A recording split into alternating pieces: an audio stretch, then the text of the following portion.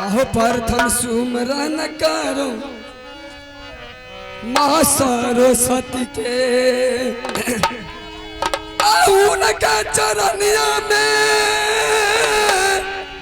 आदर सगे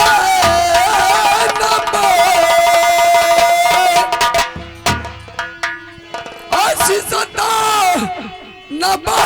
बहु गई मैया गई तो गई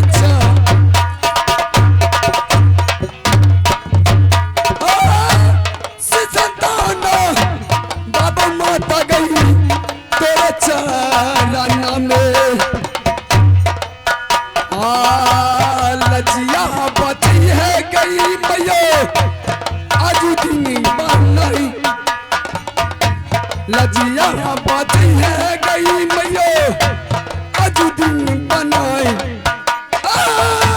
लजिया बची है गई मैया गई भरल सबुआ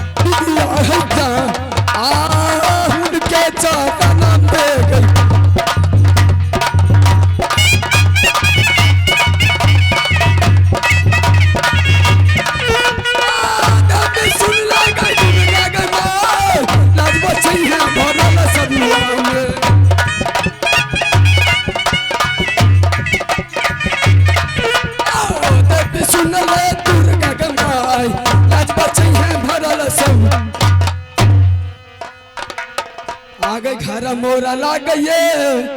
राजन ने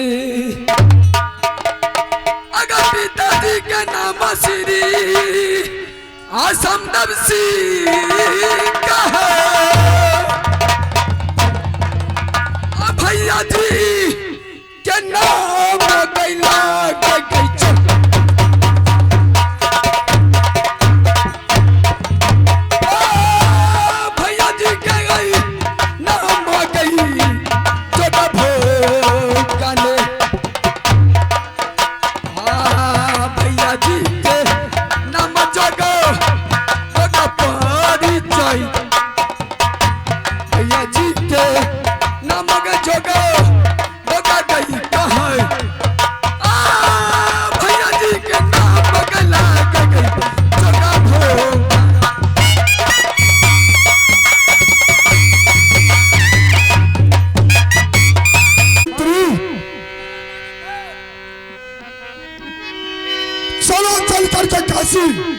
मेला चलते हैं